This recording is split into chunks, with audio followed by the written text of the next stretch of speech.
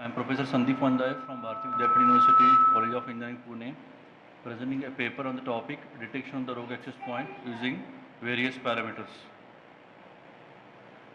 Okay, let us see what is meant by the access point. Access point is basically a specially configured nodes on the wireless local area network. Access point act as a central transmitter or receiver of the wireless LAN radio signal. It is a device that allows wired communication devices to connect to a wireless network using Wi-Fi or Bluetooth. Rogue access point is basically access point which is installed on the secured company network without the authorization from the system administrator. Now there are different types of the rogue access point. Employees rogue access point, in which the employee buy an access point and install on the company's secure network without the explicit authorization from the admin. Then this creates the vulnerability to the internal network of the company. Now in this method the attacker disables the broadcasting of the SSID of the particular access point, so it is not visible to the inside people. Next is the attacker external rogue access point. In this, attacker will use or he will sit in the parking area by using a high transmission power and high antenna gain rogue access point, which spoof the SSID, which is same as the company's authorized SSID. This attack is called as the man-in-the-middle attack.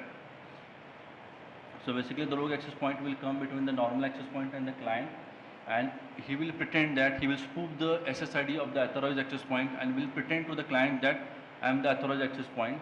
So that is called as the man-in-the-middle attack. Next type of the rogue access point is called as the neighbor rogue access point.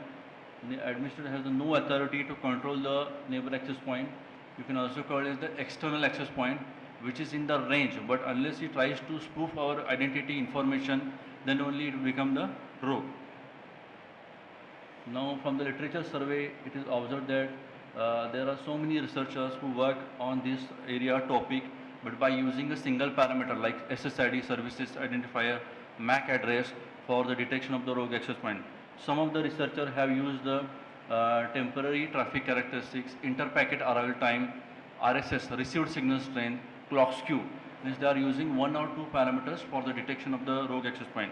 But because of the environmental condition, these parameters may be changed, their value may be changed. So the possibility of the false positive case is more in their work. So these are the existing methods which is used for. First one is the brute force approach, in which the particular rogue access point detection software is installed on the laptop, and that particular admin will roam into the entire company area to find out the rogue access point. But again, it is more time consuming and not possible in a big company. Next is the enterprise wide scan from a central location, in which central server is getting the information from the sensors which are deployed in the company about the number of nodes in the company. But again, it is expensive. Then the radio frequency monitoring, it exploits the additional information gathered at the routers and switches. Then the rogue access detection through temporal characteristics. Again, they are using in this method interpacket arrival time. That is not fixed, depend on the wire condition, environmental condition at that instance, number of nodes, it may vary. Then wired approaches, they are again querying the router switches for the MAC address assignments. And last one is the mobile agent code. Most of the authors use the mobile agent code, which is installed on the number of new incoming nodes in the particular area. But the particular node, the attacker will not allow us to load the particular mobile agent code on his mobile phone unless the permission is given by the owner. So this is the system architecture. It basically works in the two mode, user mode and the admin mode. So user mode, the particular user will be able to see only the authorized access point list, unauthorized access point list, and the rogue access point. Whereas the administrator mode can add the number of modes, means authorized or unauthorized. So this is the architecture. Once you start the application, user login will only able to see direct output, authorized, unauthorized, and the rogue. Whereas the administrator will use the Wi-Fi scanner, will scan the number of access points in that area range. Then it will capture the beacon frame from that access point which they are frequently broadcasting, and from the captured beacon frame we are extracting these parameters like SSID, MAC address, RSSI, channel and frequency, radio type, authentication of all the authorized nodes in the network, and we are storing all this information about that access point in the whitelist. It is called as a database, and after every 10 to 20 millisecond we are again rerunning the particular module again in order to check the number of parameters available at that time instance. So again, we are again checking the newly entered access points parameter with the already parameters which are authorized parameters which are already stored in the whitelist database. So if any mismatch is there, then it is a rogue access point. So in this way, to work like scanning of the particular Wi-Fi signal, getting the beacon frame, capturing the different parameter values.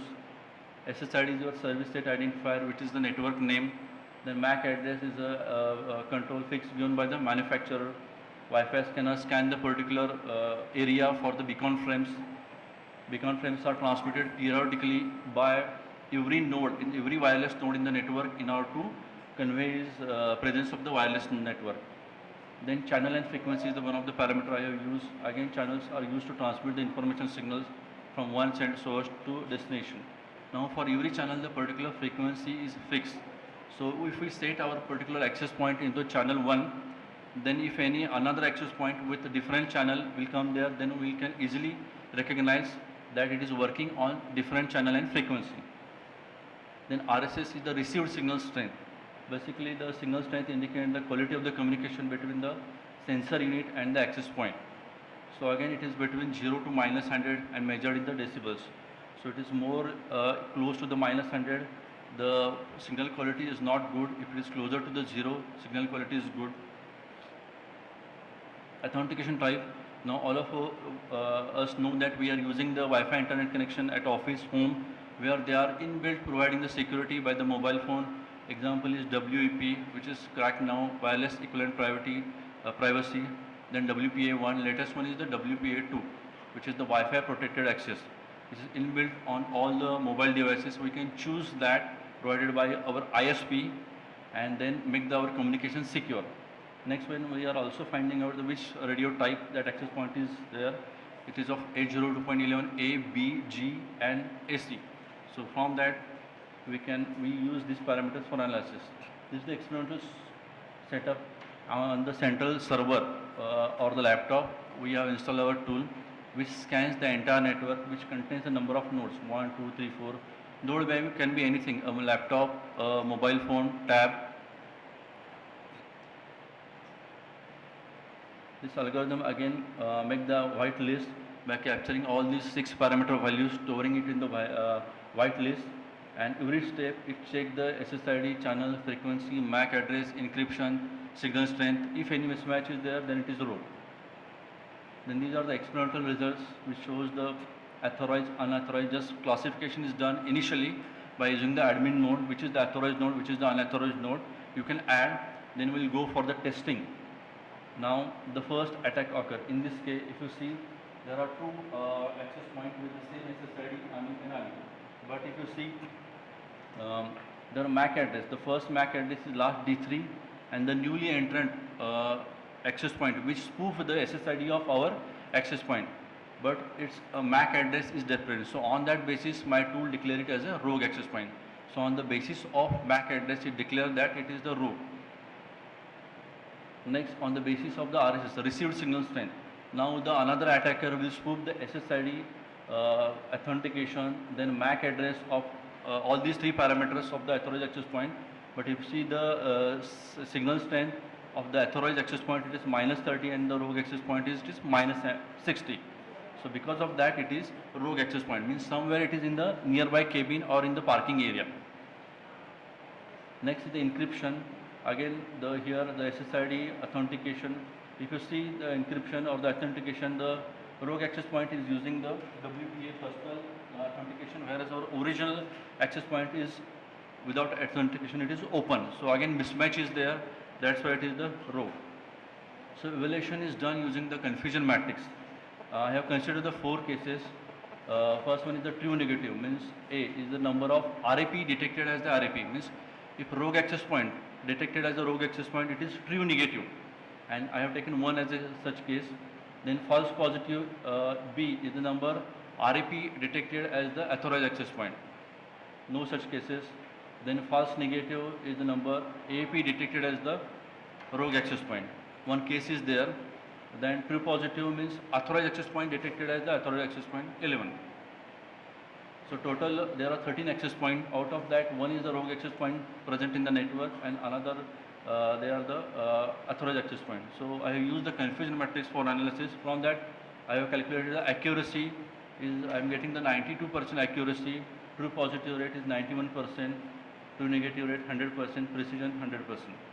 So if I compare the results with the earlier researcher work, they are getting the 90% accuracy, but with only one or two parameter. Here